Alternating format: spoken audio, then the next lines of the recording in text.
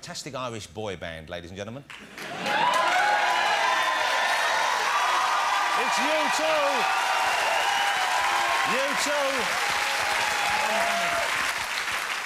I genuinely think their latest album is their best work since Brian McFadden left. Really? You know? Because we didn't think you'd pull out of that tailspin. Hey, ladies and gentlemen, we do have many more treats in store for you tonight. We have the lovely Jessica Stevenson coming up, but also tonight we do have some fabulous live music, and I will be chatting to the men responsible a bit later on, but first, performing their latest single for you here live, and it's a brilliant single, Vertigo. I couldn't be more excited. It's U2!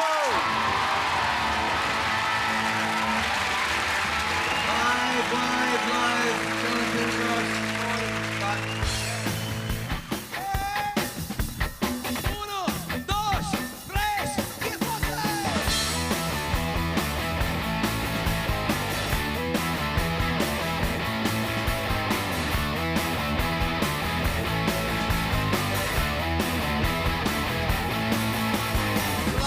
Go down, it's dark, the jungle is your head, can't rule your heart, and feeling so much strong, you're there, I thought your eyes were wide, and though your soul, you can't be bought, your mind can wander.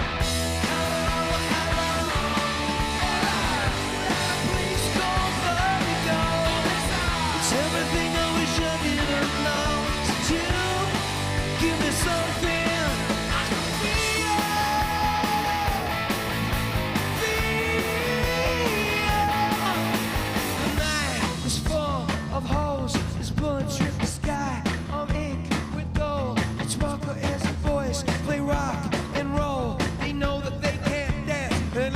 They know I can't stand the beats. I'm asking for a check. Girl with crimson nails, it's Jesus round her neck. Swing into the music, swing into the music. Oh, oh, oh, oh. Hello, hello. Hola. Now please go Vertigo. It's everything I wish I didn't know.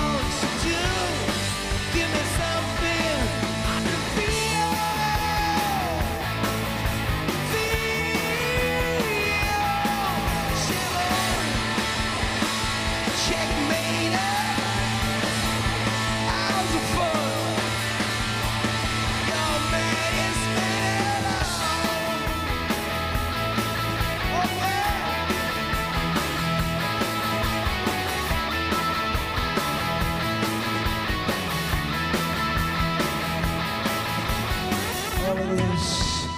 All of this can be yours.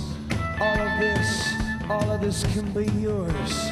All of this can be yours. Just give me what I want. No one gets hurt. Hello, hello. We're at a place called Vertigo. Lights go down and all I know is that you give me something. I can feel your love teaching me how. Your love is teaching me how.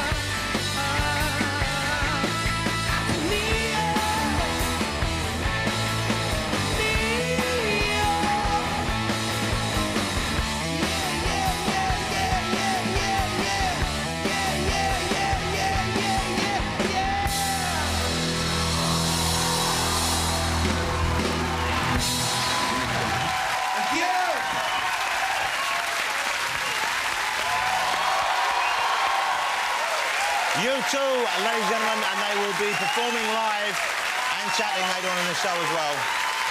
Great performance. I don't know whether we have time for our last guests. I'll be honest with you, that wasn't as strong a reaction as I think you deserve. Ladies and gentlemen, let's get them out. I'm delighted they're on the show. They're going to chat to me, and then they'll be playing some more fantastic live music. It is, of course, U2.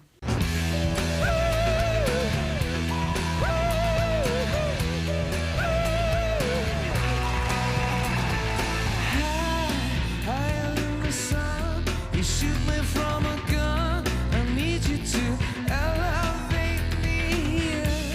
The corner of your lips is the orbit of your hips. Eclipse, you elevate my soul.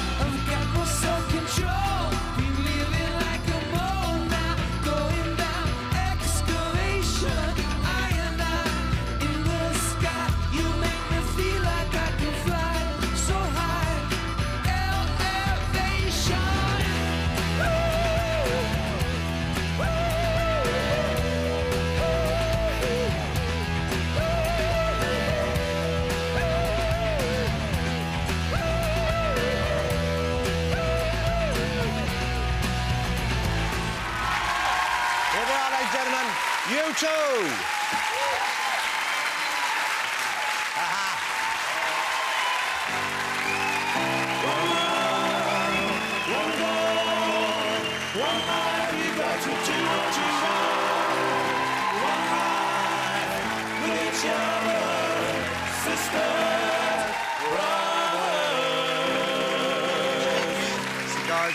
Oh, wow, thank you. Sit yourself down. Winston Churchill smoke bomb. Man, thank you. Got a gift. Oh. Wow, and look, already it's rock and roll. Look at that. Unconventional use of the sofa. I love it. I might just join you in a bit of the old... No, maybe I won't. I've now hurt my ankle on the desk. Great to see you. Welcome, back on the show, because about 10 minutes ago we had a fantastic performance from you. That was remarkable. Congratulations. What a brilliant live band. Well, I'm surprised, because I don't mean I'm surprised, but I never heard you play live before. This close, it was great, wasn't it great? What confidence. Very rock and roll show. Very rock and roll crowd. I like the crowd, it's great. Yeah. Now, do you, when you do a number like that, I guess you're used to performing, you know, a lot of numbers in a row. Yes, often 2 or 3. Right. Sometimes 23. If you do a little burst like that, is that harder to get into, and do you need to get your breath back afterwards, or do you just bounce right back? We don't do telly very much. I've never seen you. I think once or twice I've seen you. Only because we love this show over here. We don't do telly very much. One, because it's very hard to fit heads this size on television. Yep. But two, because it's something Bruce Springsteen told us years ago. You know, it's hard to be on TV because you give people you don't know control over turning you up, turning you down, you know, turn up the contrast. Yeah. And it's not like that when we play live. We're in complete control. Now, I last bumped into you guys at the Q Awards here in London, where you won. It was called the Icon Award, is that right? It's a strange thing. Genuinely, I'm not messing when I say to you, we feel like we've just made our first album. We don't like looking back. Icon is a great word, but it does sound like, you know, an old thing that hangs around in churches. That's true. Actually, now that you mention it, I quite like hanging around in churches in Russia. So, but awards, they must mean something to you, because it's a nice way of people showing their appreciation, you know. I mean, fans love what you do. For what you do now, but not what you did then. That's what we... Isn't that, but why is that?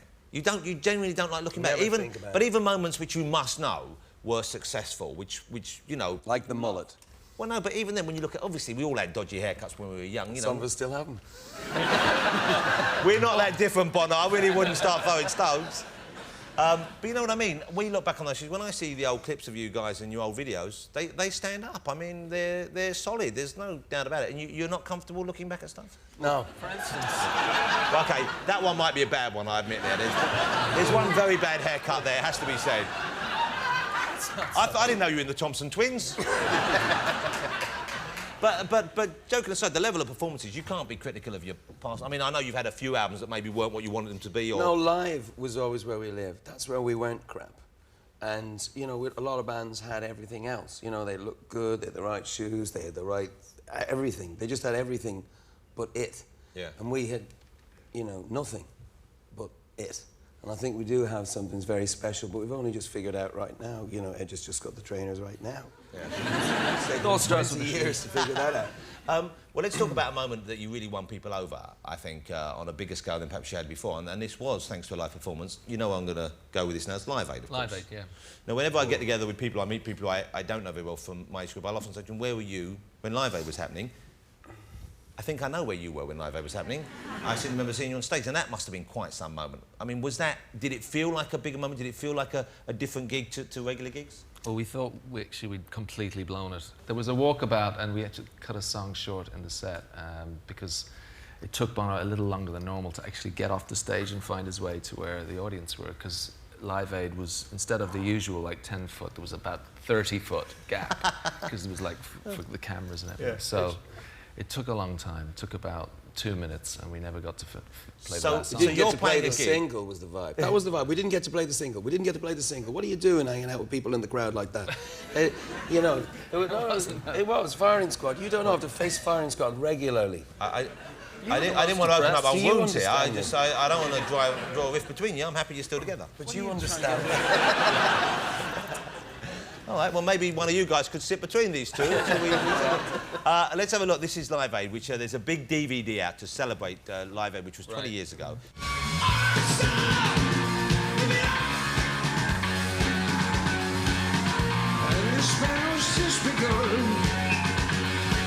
There's many lost, but tell me who has won? Let's finish his double on hearts. And mothers, children, brothers, sisters, fall apart.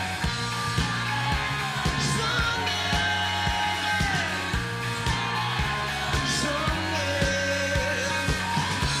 how long must we sing the song?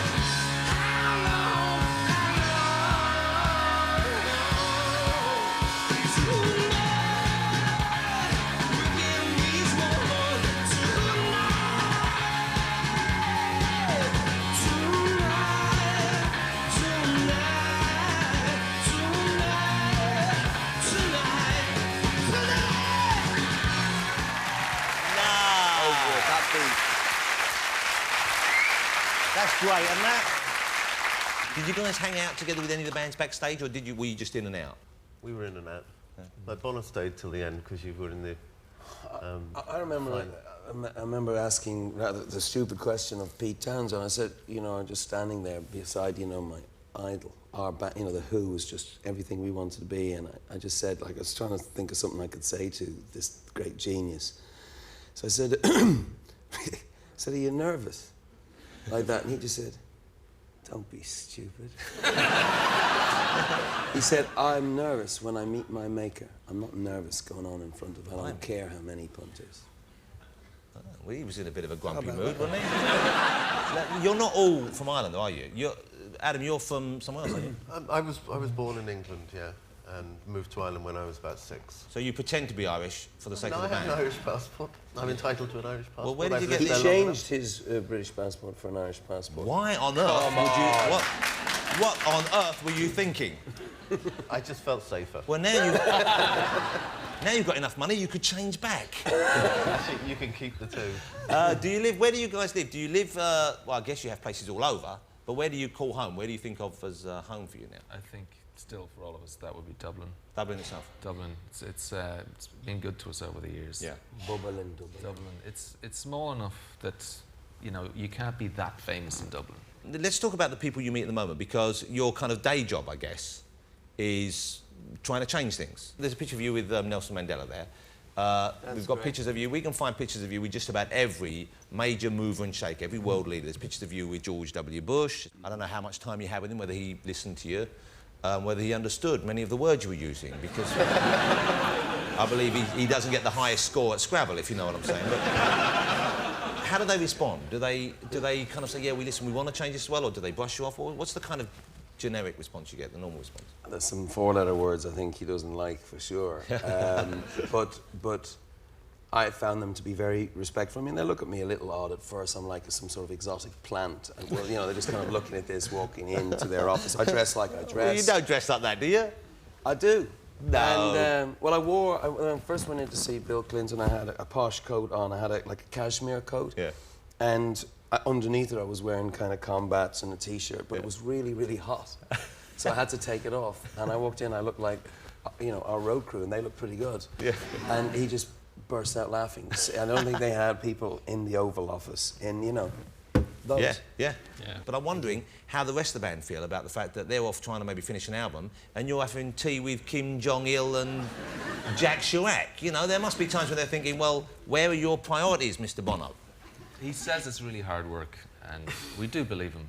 Here's the thing, you know, celebrities have fine and wonderful thing, gets your tables at restaurants. I'm not knocking it, I hate whinging rock stars, who doesn't?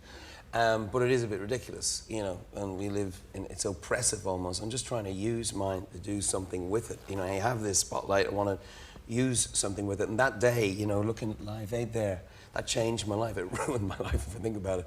But it sent me on this incredible adventure. And that is the possibility that our generation, and now it's fallen to this generation now, could actually be remembered for something other than the internet and, you know, the mullet and all those other things. But actually, that this generation coming through could be the first generation on Earth to eradicate extreme poverty, to make poverty history. And I want to spend the rest of my life doing that. And the band, you know, mouth off and they complain, but in the end they really support what I'm doing, don't you? Well, it is, you know, it is to be applauded. But it must take a lot of your energy and a lot of your time. It's fine. I'm best in short doses. I think when I'm in the studio, my kind of pitch is a little high. You know, I like things moving fast, and sometimes it takes to make great music. It takes a lot more patience than I have, and it takes a real attention to detail. No one has more. What are you saying? Are you saying that we're not very good? I think you're saying that we're just a little too slow for you. No. I really wasn't. I mean, is it going to be musical differences now after 25 years? Now, it's a strange title, the new album. I mean, it's a fabulous new album, and I know people are loving it because they're thinking it's a kind of, you know, I don't think people felt you lost your way, but obviously you were experimenting with other sounds and other ideas. It's called How to Dismantle an Atomic Bomb, OK? Very disappointed there are no actual instructions inside, unless there's a bonus track I haven't found yet. Right. As I burnt my friend's copy onto my iPod. Now, which is what you're meant to do, isn't it? Because that's why you're selling the iPods now, isn't it? To encourage people to share the albums. Exactly. You're sharing, caring. Yeah. What's the title about? What's the album about? There is a kind of a sort of reason behind that, I believe, isn't there? Well, it started off, of course, about just, you know, the way things are right now, nervous times and all that, 9/11 and all that. It was going to be called originally How to Build an Atomic Bomb. It was a Guardian story I saw, about two students who literally found the instructions on the internet and were working on it. But it ended up being a much more personal album. It's a very raw album, and my father died about 2 years ago, during all that, and I found that I think when things get dangerous in the world, I think it's not unusual to find that you draw closer to the people that you love, and so family, friends. It became that kind of an album. It should really have been called How to Dismantle the Atomic Bob, because my old man's name was Bob, and his death sort of set off a kind of chain reaction in me. There's one track on the album, it's track number 3, I can't remember what it's called, which I think is about that kind of stuff, do you know? Yeah. Which I love, it's a beautiful song, and it's obviously heartfelt. Sometimes you can't make it on your own. I love that song on the album, I think it's a beautiful song. I love the single as well. Do you still get a kick out of playing live? Do you still enjoy being together on stage? Absolutely. That's the real payoff, is playing in front of our audience. They're a great audience, and we've had a long relationship with them. And you're going on tour again next year, is that right? Yeah, we started in March. Yeah, that is where we live. That's where it all kind of comes together for us as live. We have an amazing, elastic kind of an audience. They've been very patient. We've gone off in all kinds of tangents over the last 10 years. Right now we have a whole new audience, people who actually don't know our older albums. Vertigo and this new album has brought us a whole new audience, and we've got to go out and prove ourselves to them now. Well, that's what it's about. And the album at number 1, that must feel great. In 32 countries, thank you very much. Wow! That is fabulous. And can I just ask, does it speak ill of me that I didn't know there were 32 countries? Is that a bad thing? What's the next tour going to be like then? Is it going to be one of those big... You did the Big Mad tour where you had glitter balls and costumes and a giant lemon and a big olive, and now you were presumably all drinking quite heavily when that was planned, would I be right? In the lemon. But so, you climbed inside the lemon. Why did you want to climb inside the lemon? That was the whole thing. We emerged from within the lemon. No, Yeah, I can't believe I missed it. You should have seen it. You were in a lemon, all 4 of you? Yeah. Were you dressed as lemons? Homage. Were you dressed as pips? It was an homage to Parliament's Funkadelic. Funkadelic the mothership. The mothership. It George was Clinton. our mothership. Okay. And it opened, the lemon opened, and we emerged. Most nights, except for one night where it got stuck about a foot off it. All you could see was our feet. Well, so it was a fantastic That's final what, you task. played a whole song like that? We actually reversed back down the ramp and climbed out and pretended In nothing the had lemon? happened. In the lemon. You reversed in a lemon? Not many people can say they've done that. tell you. Thank God you had reverse gears put in the lemon. I bet there was a meeting where someone said, let's have reverse, and he said, no, we'll never need it. And you're in there going, told you so, didn't I? You'd be stuck in the lemon all night. That's all Larry said, as I recall, for the weeks afterwards. So, Larry, were you against the lemon? I learned to love it. Is it referred to ever as Lemon Gate in the band's history? It's for sale, by the way, if anyone wants to buy a lemon. Incredible what you can get on eBay these days, isn't it? One giant lemon may get stuck occasionally. You're going to play again for us now this evening, 2 numbers. Which ones are you going to do? The one that you requested. Sometimes you can't make it on your own for Bob. That's a beautiful song.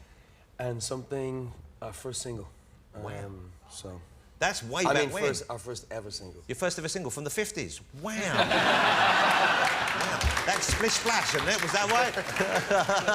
Mystery Train. Polka dot bikini they'll be doing for you live. This is going to be great. I'm going to let you go and get ready. But ladies and gentlemen, will you join me in saying thank you to Larry, to Adam, to Edge and to Bono. You too. Thank you. That was great. That was great. Fantastic. Thank you. By the way, you've got to get the waxwork. It's fantastic. That was great. Thank you so much. Thank you. Well, thank you to all my guests tonight, Matt Lucas and David Williams, Jessica Stevenson, and, of course, the great U2. Next week, I'll be joined by comedian Dara O'Brien, Sex and the City star Kim Cattrall, George Michael, and we have music from him as well as from a band, one of my favourites at the moment, the Kings of Leon. But now performing 2 numbers for you. Sometimes you can't make it on your own, as Bono said, and I will follow. It is, of course, U2!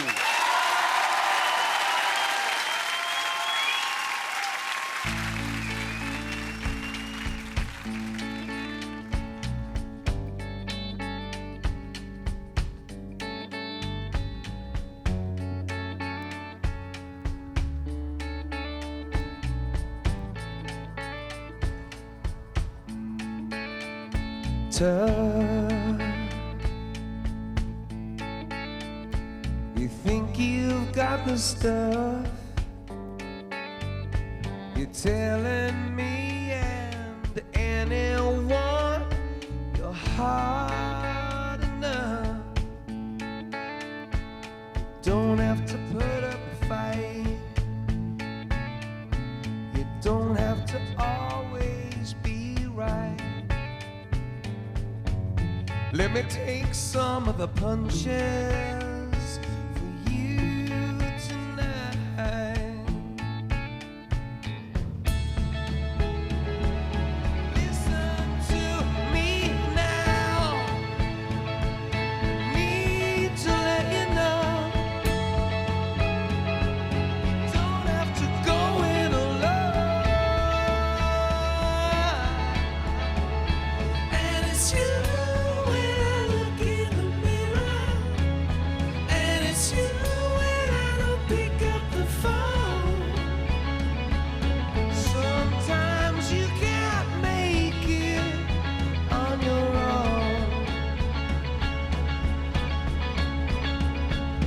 Fight all the time, you and I, that's all right. We're the same soul. I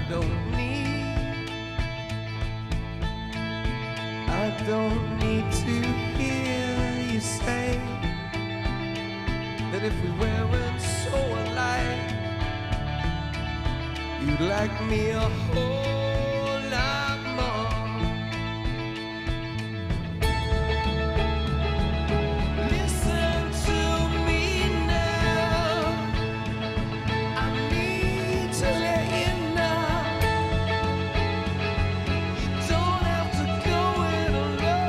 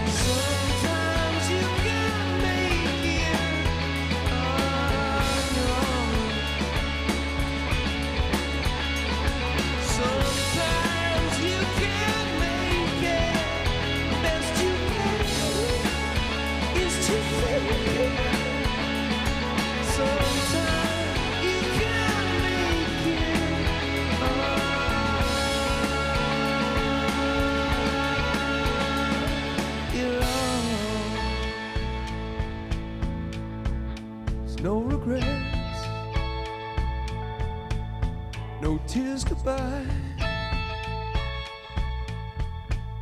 We'd only cry. Say goodbye again.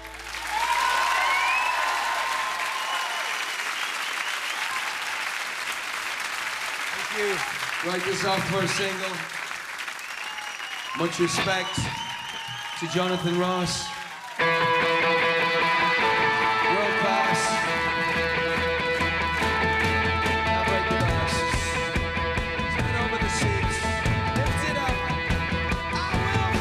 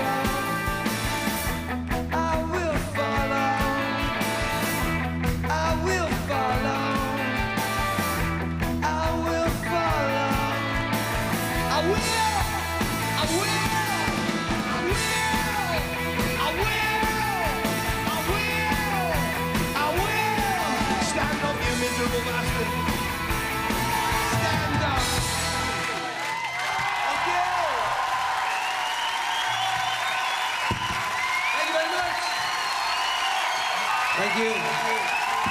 God bless you. Thank you. One more for us.